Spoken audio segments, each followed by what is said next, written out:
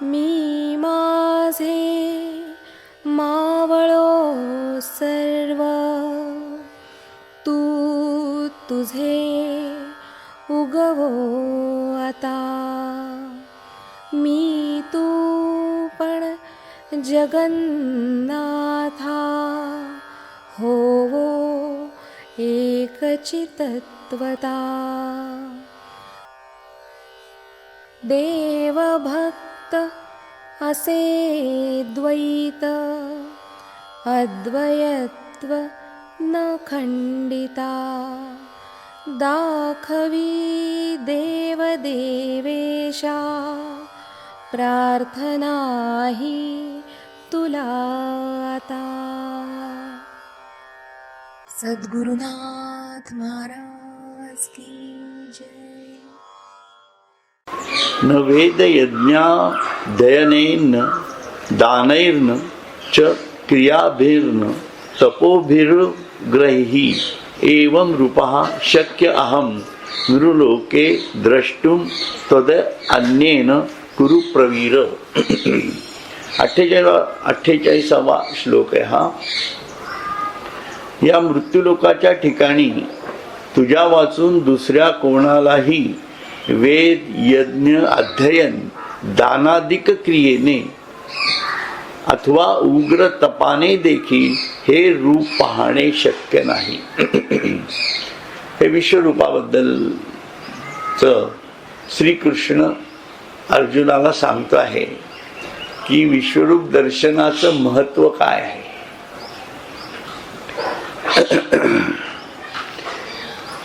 तुम्ही वेदांचा तो अर्थ आमासईच ठावा, येद्यांनी वहावा भार माथे, असं तुकाराम महाराज म्हणतात. त्याच जाणीवेतून भगवान श्रीकृष्ण हे अर्जुनाला सांगतायत की तुला जे विश्वरूप दर्शन मी दाखवलेलं आहे, म्हणजे हे विश्वरूप दर्शन तुकारामालाही माहिती होतं. विचार करा, सर्व संतांचा जाणीवेंचा विचार करण्यासाठी आपण एक त्यांचे रिप्रेझेंटेटिव्ह म्हणून तुकाराम महाराज यांचा विचार करायला हरकत काहीच नाही. सर्व संत एकाच जाणीवेतले आणि इथं ज्ञानेश्वरच ज्ञानेश्वरी सांगतायत, बरोबर. तर ती जी अनुभूती आहे, ती अनुभूती जी वेदांनाही कळत नाही, समजली नाही, तुम्ही कितीही तप केलं तरीही कळत नाही, ती अनुभूती मी तुला दिलेली आहे. ती भयावह आहे, बरोबर आहे. ती भयावह का आहे याचाही विचार कर. भयावह एखादी गोष्ट का आहे याचाही विचार कर. हा विचार आपण मागच्या वेळा केला. ही जी भयंकर गोष्ट असते ती मनुष्याला बघायला आवडत नाही. ही सहज वृत्ती आहे माणसाची. म्हणून कृष्णाने त्याला त्याचं विश्वातीत स्वरूपही दाखवलं, विश्वरूपही दाखवलं आणि त्याला आवडणारं त्याचं स्वतःचं 2 भुजांचं स्वरूपही त्याला आवडत होतच आणि चतुर्भुज रूपही दाखवलं, नारायणाचं स्वरूप. बघा, ही सर्व रूप एका मागोमाग आपण उभी करा म्हणजे तुमच्या लक्षात येईल की अर्जुन आहे, अर्जुनाच्या समोर कृष्ण आहे, दिव्य दृष्टीच आहे ही सर्व. त्याच्यातनं पुढे ते चतुर्भुज पुरुषोत्तमाचं स्वरूप आहे, नारायणाचं स्वरूप आहे, पांडुरंगाचं स्वरूप आहे, भगवान श्रीकृष्णाचं स्वरूप आहे आणि त्याच्या पलीकडे विश्वस्वरूप आहे की जे सर्व त्याच्या कार्याचा भाग आहे. कारण त्या कार्याशिवाय तो आपल्याला प्रतीतच होऊ शकणार नाहीये. लक्षात घ्या, ईश्वराचं विश्वरूप दर्शन याचा आपल्या स्वरूपाचाही अभ्यास आहे आणि विश्वरूपाचाही अभ्यास आहे. कारण कुठलीही व्यक्तता अव्यक्त मधूनच व्यक्त होते. परेमधून उन्मेष तयार होतो, त्यातनं विचार येतो, मध्यमेमध्ये पश्यंती मधून तो पुढे सरकतो, वैखरीतनं शब्दरूप घेतो. म्हणजे जाणीव ही निर्गुण स्वरूपामध्येच कार्य करत असते. कुठलंही अस्तित्व जेव्हा निर्माण होतं, तुम्ही आम्ही सर्वजण, हे अगोदर जीवात्म्याच्याच जाणीवेत होतं ना. जीवात्म्यातनं आपण आईच्या गर्भात आलो, गर्भातनं शरीर प्राप्ती झाली, शरीर प्राप्तीनं आपण व्यक्त झालो. पण आपल्या आतमध्ये जो कोणी बसलेला आहे तो खरा मी असतो. तो जेव्हा खोटं कार्य करायला लागतो तेव्हा मीच मला खोटा करत असतो, म्हणजे ईश्वरापासून लांब करत असतो. म्हणून मी आणि माझं हा अहंकार बाह्य गोष्टीतनं आला ना, आणि तो कुठेतरी एका ठिकाणी केंद्रस्थानी आला, तो मी. म्हणून बाहेरून येणारी प्रत्येक जाणीव जो बघत असतो त्याच्यातनं आपल्या स्वतःचा एक वेगळा अहंकार तयार होतो. आपण असं समजत नाही की हे मी तयार केलंय, ते झाड मी तयार केलं असं म्हणतो का, नाही, पण पैसे मी मिळवले, घर माझं आहे. म्हणजे कुठेतरी आपल्यामध्ये जी द्विधा मनस्थिती म्हणण्यापेक्षा भेदवृत्ती म्हणतात त्याला, ती आपल्या मनाचं कारकत्व आहे. म्हणून आपलंच मन आपल्याला आपल्या मूळ आत्मस्थितीपासून वेगळं करतं. म्हणून साधना करताना मनाची साधना करावी लागते, कारण सर्व मनानेच विश्व निर्माण केलंय. मनच सर्व मानतं ना. कोण मानतं?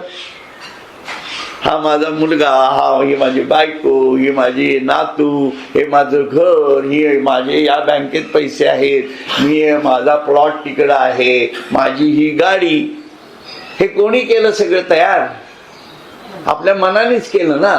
आणि त्याच्यातनं जो अहंकार झालेला असतो त्याला खोटा मी असं म्हटलं जातं, भ्रांती. कारण खरं तर हे सगळं जे निर्माण झालेलं आहे याच्यातलं मी काहीच निर्माण करू शकत नाही.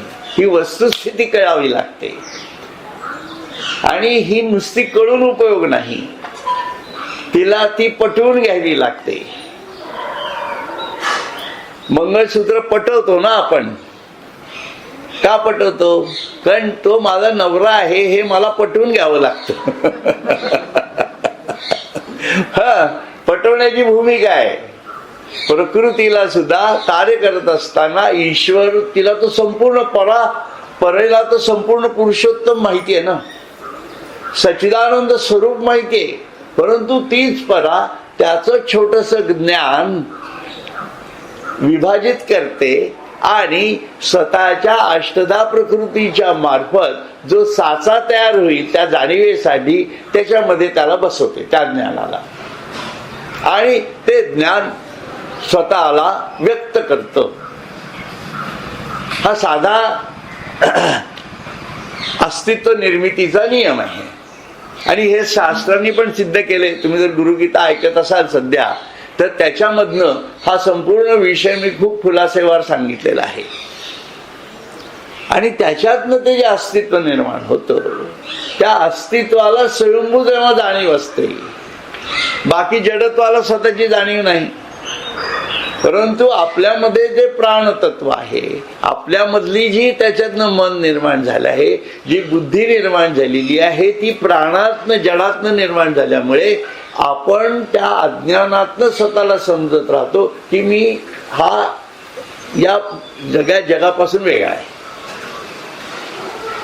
हा अहंकार घालवणं हेच अध्यात्म आहे, लक्षात घ्या. आणि मग तो अहंकार घालवला म्हणजे अगोदर आपल्याला आपल्यातला खोटा मी काढायला पाहिजे. म्हणजे माणूस म्हणून जर आपण असतो तर कशा स्टेज झाल्या? आपल्यामध्ये पशुही आहे आणि आपल्यामध्ये माणूस पण आहे. म्हणून प्राथमिकपणे आपल्यातला पशु काढून टाकायला पाहिजे. म्हणजे तमोगुणी वृत्ती जी आहे आपल्यातली, आळस, कुठलेही ध्येय न असता जगत राहणं, नुसतेच पैसे पैसे करत राहणं, नुसतंच काम, म्हणजे इतकं काम, अतिकामच करत बसणं आणि कामातच फक्त आनंद, हे अतिरजोगुण तमोगुणाकडेच जातो. लक्षात घ्या, अति तमोगुण आळस वाढवतो. म्हणून अतिरजोगुणही नको आणि अतितमोगुणही नको. म्हणजे याच्यातनं जे आपला खोटा मी तयार झालेला आहे तो झाडून बाहेर काढावा लागतो आणि आपल्यामधला मानव जो ईश्वरांनी कशासाठी निर्माण केला आहे त्या पहिल्या अभिव्यक्तीत यावं लागतं, लक्षात ठेवा. म्हणून metal man, animal man, Manley man अशा 3 स्टेजेस योगी अरविंद सांगतात. की आपण पाहतो ना, माणसं असून फक्त स्वार्थी असतात. म्हणजे ते स्वतःच्या बायकोचाही विचार करत नाहीत, पोरांचाही विचार करत नाहीत. अशी लोक आहेत जगात. दारू पिऊन येतील आणि आपल्या घरामधले पैसे सगळे उडवतील, पण त्या पोराला शिक्षणाला देणार नाही. आहेत ना अशी लोक. आपल्याकडे सर्व घेणार, स्वतः एकटे जाऊन हॉटेलमध्ये जाऊन चेंज करणार, एकटे दारू पिणार. अशा प्रकारची जी वृत्ती आहे दॅट इज मेटल मॅन. फक्त स्वतःच्या साठी जगणं. मग त्यातनं पुढचा कुठला विषय येतो? Manley man. मग तो जो मॅनली मॅन आहे तो नाही, त्याच्यानंतर विषय तो ॲनिमल मॅनचा येतो. तो ॲनिमल मॅन असतो. ॲनिमल मॅन म्हणजे कुठला? की तो फक्त आपल्या कुटुंबाचा विचार करतो. माझी पोरं, माझी मुली, माझा नवरा किंवा माझी बायको, माझे नातवंड, बस माझं घर, बस. त्याच्या पलीकडे तर जाऊच इच्छित नाही. He is a animal man. ती डुकरांची पिलावळ कशी असते की नाही. हसू येतं आपल्याला या गोष्टीच आहे ना, पण इट्स अ फॅक्ट. आपल्यात हे बसलंय कुठेतरी. आपल्यात हे जे बसलेला जो पशु आहे ना, त्या पशुला बाहेर काढावं लागणार आहे कुठे. आणि मग खरा माणूस आपल्याला समजणार आहे. आपल्यात कोण माणूस म्हणून मी आहे. मग मी माणूस म्हणून जगणं कसं गरजेचं आहे. कारण ॲनिमलला ध्येय आहे का? काही नाही. ॲनिमलला बुद्धी असते का? त्याला बुद्धी असते, ती फक्त त्याच्या स्वसंरक्षणाची बुद्धी असते. त्याचं पोट कसं भरायचं, स्वार्थी बुद्धी. लक्षात घ्या. म्हणून हा विकास कसा आहे, आणि हा प्रकृतीचा चाललेला विकास आहे. म्हणून ही प्रकृती विकास करत करत तिने आपल्याला इथपर्यंत आणले. लक्षात घ्या की किमान हे आपण समजू शकतो. म्हणून हा जो विकास जर आपण समजून घेतला तर आपल्या असं लक्षात येईल, आणि या विकासाप्रमाणे जर आपण आपला जीवन जगायचा प्रयत्न करायला लागलो की ऑटोमॅटिक परमार्थही होतो, अध्यात्मही समजतो. त्याला विकास म्हटलेला आहे. आणि ईश्वराच्या गतीप्रमाणे आपला विकास जर आपण धरला तर 2 स्पीड, प्रकृतीचा विकास आणि आपल्या आतून आपल्याला व्हावा असा वाटणारा विकास, या 2 स्पीड जर एकत्र झालं तर आपल्याला याची देही याची डोळा जे तुकारामाला साध्य झालं ते आपण करू शकतो. म्हणजे परिवर्तन सर्व जाणीवेत ना यायला पाहिजे की नाही. मग ते सामाजिक भूमिकेत नाही परिवर्तन घडलं पाहिजे. म्हणजे आपली भूमिका, बाकीच्यांचा विषय सोडून द्या. नेते मंडळी काय करतात, ते किती पैसे खातात, हा किती खातो, माझ्या शेजारचा काय करतो, त्यांच्या घरात पैसे, ते कुठं सरकारी नोकरीत आहेत म्हणून त्यांना पैसे खाता येतात, मी प्रायव्हेट कंपनी आहे म्हणून मला खाता येत नाही, हे असल्या विचारातच पडायचं नाहीये. लक्षात घ्या. कारण या बरोबरीच्या भूमिकेत आपण आलो की अध्यात्म गेलंच म्हणून समजा, ते पटकीने निघून जातं. पण ती जाणीव आहे. लक्षात घ्या, ईश्वराची जाणीव आहे. the moment the moment you lose that thought, you are apart from the divine. विचार करा. आणि डिवाइन इज विदिन यू. जर तो तुमच्या आतमध्येच बसला आहे आणि तुम्ही स्वतः ईश्वर होऊ इच्छित असाल तर त्या ईश्वराच्या जाणीवेप्रमाणेच आपल्याला सगळ्या कृतीत आपल्या यायला पाहिजे ना. किती सिंपल आहे. सिंपल आहे ना समजायला. म्हणून माझ्याच कृती मला कशा ओळखता यायला पाहिजे हे आत्मनिवेदन प्रत्येकाने विचार. आणि याच्यात असं काहीही समजायचं कारण नाही. की मी आतापर्यंत खरंच हे मग काहीतरी चुकीचं आहे, मग मला हे जमणार नाही वगैरे असं काही नाही. लक्षात घ्या, हे सगळेजण ईश्वराच्याच माळेचे मणी असतात. मी मुद्दाम तुम्हाला हेच म्हणतोय की सगळेजण ईश्वराच्याच माळेचे मणी असतात. कारण त्यानेच निर्मिती आहे, माळ त्याचीच आहे, त्याच्याच अंगावरती आहे, माळेतही तो आहे. म्हणजे आपणही त्याच्याच आहोत त्याचे. पण आपण आपल्याला वेगळं समजत असल्यामुळे आपण आपल्याला आपलीच वेगळी माळ आपण तयार करतो. मग तो ईश्वर आपली मुंडन माळ गळ्यात घालतो, आपल्याला मारून टाकतो. अशा रोजच्या मुंडन माळा तो घालत असतो. ते त्याचं काळावर अधिष्ठित असणारं विश्वरूप दर्शन आहे. म्हणजे विश्वरूप दर्शनात आपण सहभागी होऊ इच्छित नाही होत ना. आपल्याला फक्त ऐकायला छान वाटतंय, आपल्याला फक्त त्याचा अभ्यास करायचा. पण मी त्या विश्वरूप दर्शनाचा भाग आहे म्हणून मला वेगळं काढता यायला पाहिजे. ही भूमिका. आज ओम नमः शिवाय म्हणजे सोमवार पण आहे, आज गोकुळाष्टमी पण आहे. पण आपण काय करत असतो की मी कृष्ण आहे असा भाव आपण तयार करू शकत नाही. ते कृष्ण कोणतरी वेगळा आहे आणि मी फक्त त्याचं गाणं गाण्यासाठी जन्माला आलेलं आहे, बस. असं नाहीये. हा खूप खुजा भाव आहे, लक्षात ठेवा. म्हणून त्या जाणीवेतच जावं लागणार आहे आपल्याला. आणि ती जाणीव जेव्हा तयार होते तेव्हा तुम्हीच तुम्हाला हार घालून घ्याल. ती भूमिका आपल्याला तयार करावी लागते आणि ही मानसिकता ईश्वराच्या मानसिकतेशी जुळवावी लागते, लक्षात घ्या. त्यामुळे मी आज सुद्धा जे तुम्हाला मगाशी जे मला ज्या भूमिकेमध्ये मी होतो ती भूमिका अनुभवावी लागते ना. आणि त्याचं प्रागट्य इतरांना खूप विचित्र वाटतं ते काही वेळेला. म्हणून मी आतापर्यंत कधी इथं जाऊन ते वाहिलं नाहीये, तुम्हीच वाहत होते. या सर्वांना मी स्वतः ते लावलं कारण मला ते शिवस्वरूप तिथं प्रगट झालेलं माझ्या इथं दिसत होतं. आता असं सांगणं हा खरं मूर्खपणा आहे माझा. पण तुम्ही एक जवळचे आहात आणि हे घडू शकतं म्हणून मी सांगतोय तुम्हाला. आणि मी काय असं काही जगावेगळा माणूस आहे का?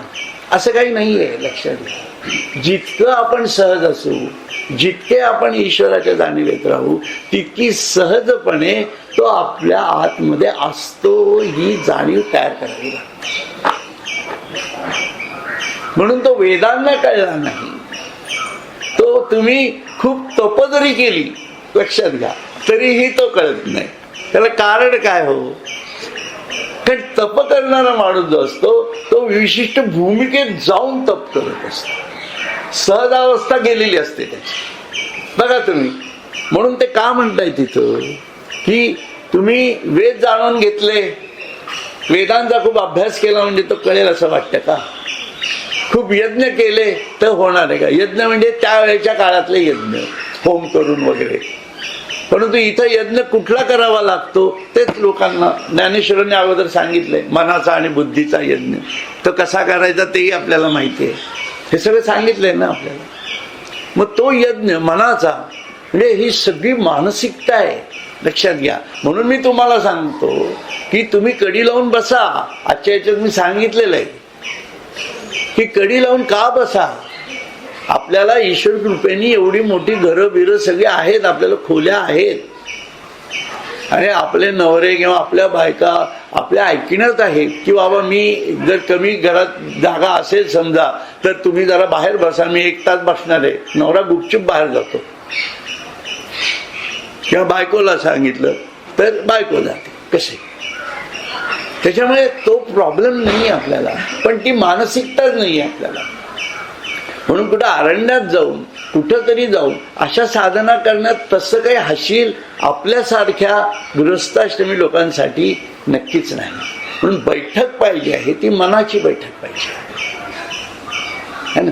म्हणून मन आणि बुद्धीची बैठक अत्यंत गरजेची आहे. असो.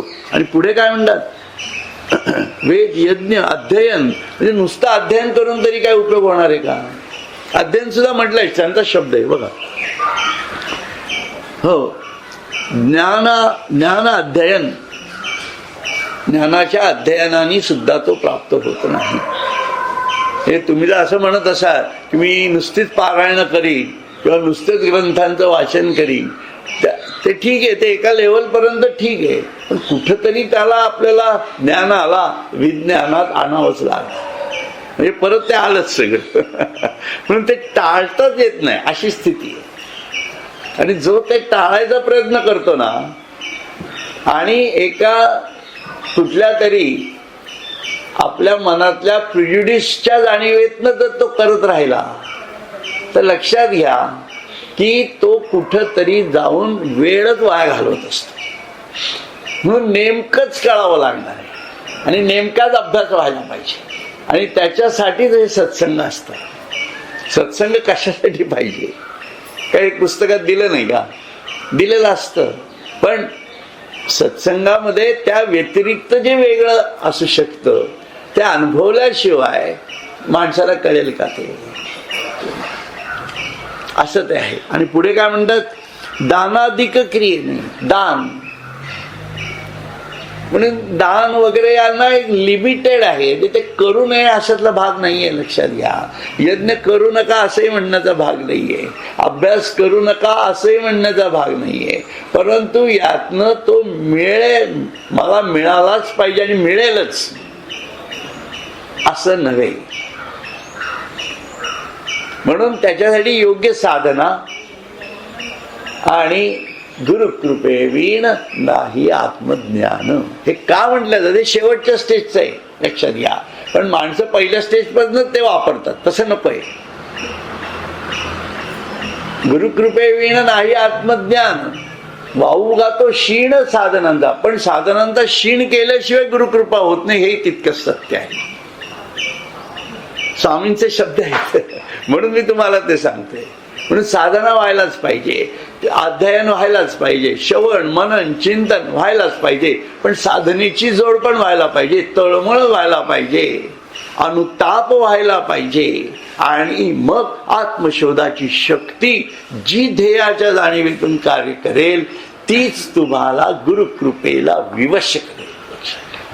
म्हणून गुरुकृपा विवशते, म्हणजे गुरुला विवश व्हायला पाहिजे की नाही, आता कैचार आहे दूरी स्वयेची तो रे, विठ्ठलाची पंढरीशी कोणीतरी जा रे, विठूला पहा रे. तो आता माझ्यापासून दूरच राहू शकत नाही, तो राहूच शकत नाही माझ्यापासून दूर. राम हमारा जप करता है सोहम सोहम ओम, पहा कसा तो होतो आहे व्यामोहाचा होम. स्वामींचे शब्द आहे.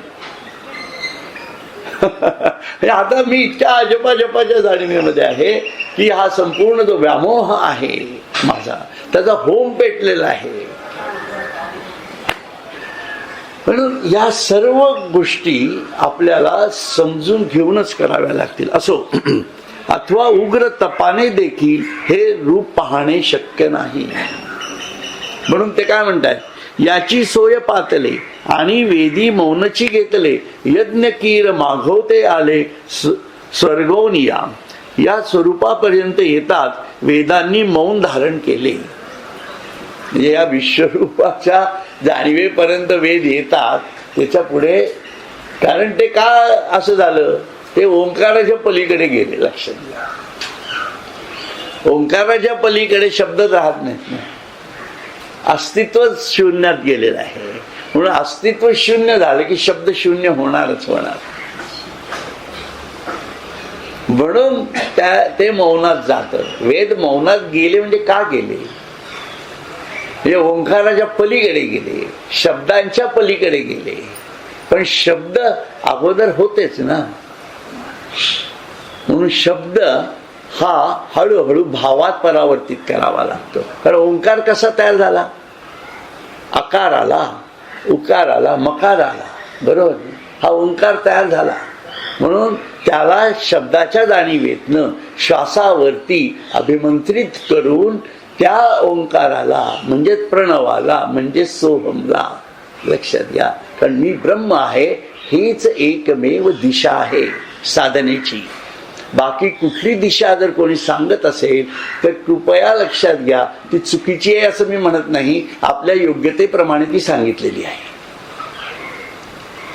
पण ते डायजेस्ट व्हायला पाहिजे ना, म्हणून गुरु चुकणार नाहीये तो, हे तितकंच खरे, पण ते फायनल पण नव्हे.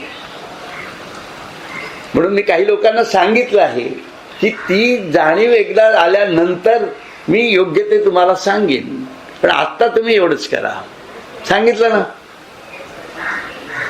त्यामुळे या गोष्टी फार महत्वाच्या आहेत. ओंकाराची मधून उकारात आणि मकारात जायचंय, म्हणजे विश्वभराच्याही जाणीवेत जायचंय. हे विश्व कसं तयार झालं, म्हणजे परापश्यंती मध्यमासारखं स्वरूप झालं ना त्याचं, म्हणून परत शिरायचंय आपल्याला. म्हणून तिथनं मग जे विश्व मन कळतं आपल्याला.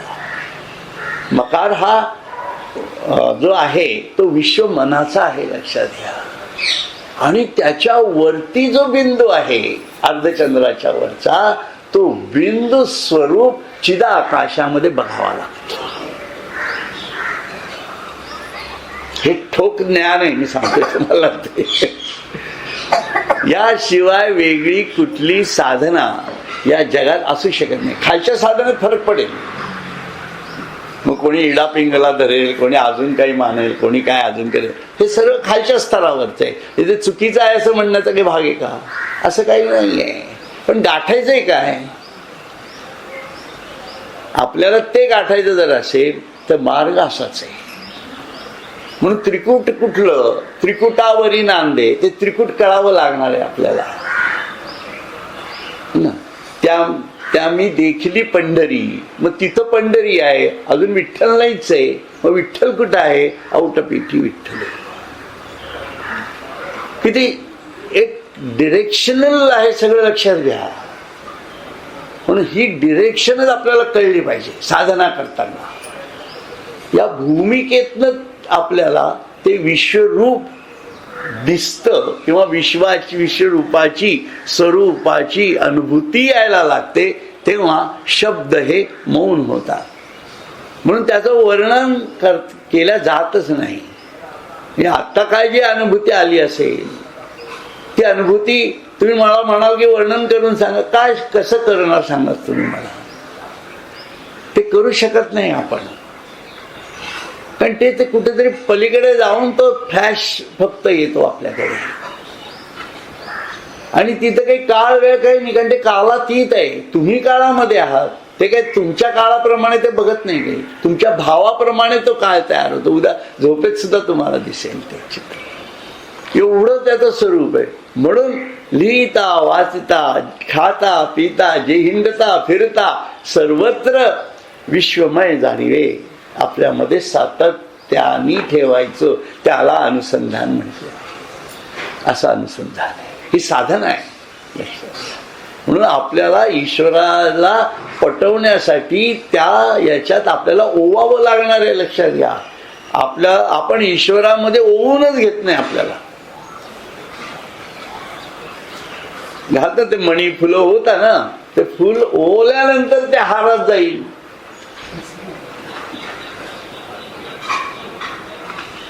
असं सांगण्याचा हेतू तो होता. याच्या प्राप्तीकरता करावा लागणारा योगाभ्यासात अत्यंत कष्ट आहेत असे पाहून साधकांनी योगाभ्यासाचा मार्ग सोडला आणि वेदशास्त्राध्ययनानेही हे प्राप्त होत नाही. योग म्हणजे तो हठयोगाचा अभ्यास सोडला असं म्हणतात आहे ना. कारण आता याच्यामध्ये काय झालेलं आहे की त्यांचं म्हणणं एकदा वाचतो. म्हणून साधकी देखील आयास, म्हणून वाढीला योगाभ्यास आणि अध्ययनी सौरस नाही येथ. सिगेची सत्कर्मे धाविनली स्वसंभ्रमे तीही बहुतेकी श्रमे सत्यलोक ठाकिला. जे पूर्ण झालेली सत्कर्मे देखील या स्वरूपाची प्राप्त करून घेण्याकरता लगबगीने धावली, पण त्या बहुतेकांनी मोठ्या कष्टाने कसा तरी सत्यलोक गाठला. म्हणून आपण जे म्हणतो ना की योगाभ्यासाच्या जाणीवेतनं हठयोगाच्या भूमिकेमध्ये जेव्हा मी तुम्हाला सांगत होतो की या मार्गाचा शंकर हा पांथस्थ आहे असं म्हटलं जातं. तर एक श्लोक आपण मागे 6व्या अध्यायात अभ्यासलेला आहे. तर त्या याच्यामध्ये म्हणण्याची भूमिका काय आहे की शिवस्वरूप आणि महादेवाचं किंवा शंकराचं तमस्वरूप, त्या शिवातच आहे ते. ब्रह्मा विष्णू महेश, महेशाचं स्वरूप हे शिवतत्वातनच आलेलं आहे. पुरुषोत्तमातनच ते खाली काम करते नाही असं नाही. पण महेश म्हणजे पुरुषोत्तम का नाही, हे जे मी म्हणतोय त्याचं कारण इथं दडलेलं आहे सर्व. कारण तो पांथस्थ का म्हटलंय त्याला. शिवस्य हृदयम विष्णू, विष्णूचं हृदयम शिवहा. कारण या दोन्हीही जाणीवा पुरुषोत्तमाच्या भूमिकेमध्ये आहेत आणि त्याच्या पलीकडे सच्चिदानंद स्वरूप आहे. म्हणून चतुर्भुज नारायणाचं जे स्वरूप आहे ते विष्णूचं हृदय आणि शिवाचं हृदय म्हणून मानलं जातं. आणि खालती ब्रह्मा विष्णू महेश हे त्या तिघांच्या शक्तींचं निर्मितीसाठी केलेलं व्यवस्थापन आहे. म्हणून तमोगुणाला रजोगुण सातत्याने पुढे नेत असतो. बघा तुम्ही विचार करा. आणि त्या सर्वांचा आधार जो असतो तो सत्वगुण असतो. म्हणून निर्मिती ही घडते, ती काळावर नियंत्रित होते. म्हणजे काय झालं, रजोगुणावर चालते.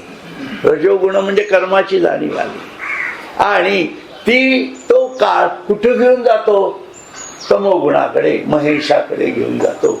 म्हणजे ते नाश पावतो. उत्पत्ती स्थिती आणि लय असंच घडतं ना सगळं.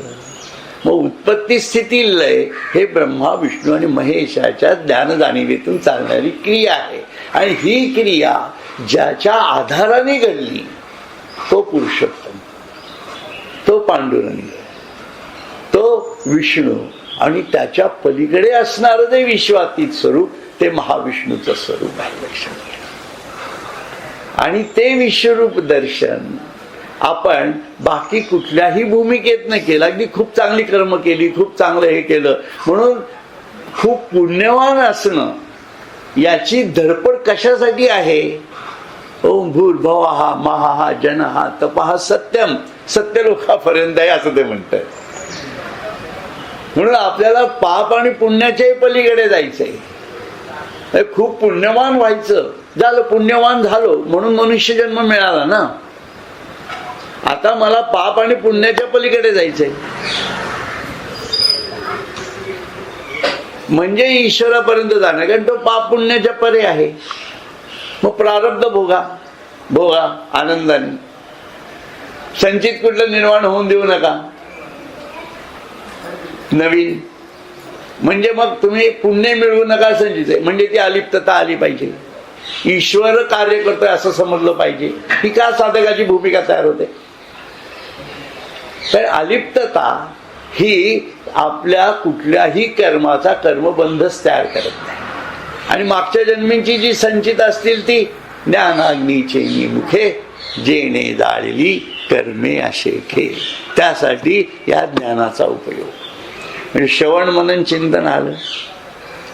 म्हणजे तुम्ही लक्षात घ्या, ज्या ज्या वेळेला सत्संगाला येतो आपण किंवा आपण सत्संग करत असतो तेव्हा दोन्ही पायी उद्धरल्या जातो. उद्धार होणं म्हणजे काय, लागेल ईश्वर दिसणार आहे का, त्याला उद्धार म्हटलं नाहीये. उद्धार म्हणजे विकासाचा टप्पा गाठणं. म्हणून ज्या ज्या ज्ञान जाणीवेतनं आपण पुढे पुढे सरकत जातो त्या त्या जाणीवेतनं आपल्या संचितामधलं जे कर्म असतं ते या ज्ञानाच्या जाणीवेतनं जळल्या जातं. लक्षात ठेवा. म्हणून सत्संग करायचा. का करायचा सत्संग, म्हणून हे प्युअर अध्यात्म का म्हणतो मी याला. आणि याच्यात कुठेही सांप्रदायिकता नकोय, ती अडचण होऊन बसते. सांप्रदायिक ते कोणीच अडकू नका असं माझं वैयक्तिक मत आहे. कारण आपल्याला, कारण ईश्वर संप्रदायातला नाहीच आहे. तो जर संप्रदायातला नसेल तर मी सांप्रदायिकता ठेवायची कशाला? साधे गणित आहे ना. त्यामुळे मला त्याच्याकडे जायचं आहे आणि मला त्या भूमिकेतनंच पुढे जाता यायला पाहिजे. म्हणून मी नेहमी सांगतो की, सर्वांना सांगतो, मागे सुद्धा, की सगळ्यांनी सत्संगाला इथं यायला पाहिजे असं काही नाही आहे.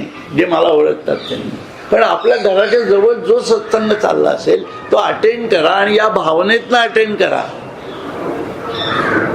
की माझी कर्मे अशेखे जी आहेत संचितातली ती जळायला गेली पाहिजे. म्हणजे माझं ज्ञान वाढलं का नाही,